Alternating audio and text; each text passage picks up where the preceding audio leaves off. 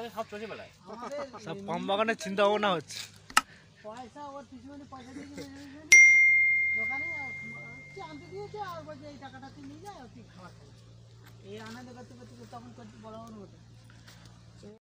লেবু গরম ভাতের উপর পড়বে, পান্তার উপর পড়বে না। এবার কি আলোচনা আলোচনা অঞ্চতে এরকম চোদনের কাজ আমি হ্যাঁ একটু পান্তা খেয়ে বসতি দেয় না রে ভাই, একটু পান্তা খেয়ে বসতি দেয় না। খেয়ে মাত্র চলো কাজ করো, খেয়ে মাত্র দুপুরে খেয়ে চলো কাজ করো, ওখানে চলো পাতা মারো, ওখানে চলো দড়ি ফেলো, কে পারে ওরকম? মানুষ জীবন তো শেষ হয়ে যাবে রে ভাই।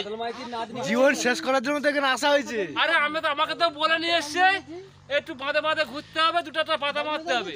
এখন তো আমার সব করাচ্ছে রে ভাই, সব করাচ্ছে। আর দেখ অবস্থাটা দেখ, পান্তা দুটো খাবিয়েছে, পান্তা দুটো খাবে, পান্তা খাবিয়েছে, খাবে আবার বলছে চলো চলো চলো চলো চলো। আমি কি করবো? দেখো এই অবস্থা, না খেয়ে দে খাবি না নিয়ে চলে হয়। এইটা পাম তেল, দেখো পাম তেলটা কিরকম।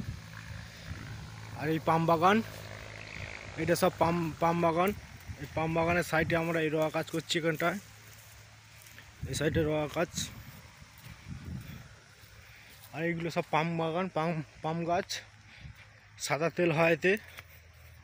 ওই আগে যে ফলটা দেখালাম সেই ফলটা থেকে এইটা সেই ফলের গাছ। এইগুলো খেজুর গাছের মতন দেখতে। এটা সব পাম বাগান। আমার পাম বাগানের মধ্যে আমাদের পান্তা আছে, খেতে যাচ্ছি। কাজ করতে করতে গিয়ে এই বাগানের মধ্যে থেকে চলে যাব। এই পাম বাগানের মধ্যে থেকে কাঁটা গাছ, এই সাইডে সব কাঁটা, পাম বাগানে সব গাছ কাটা হয়েছে। এটা সব পাম বাগান।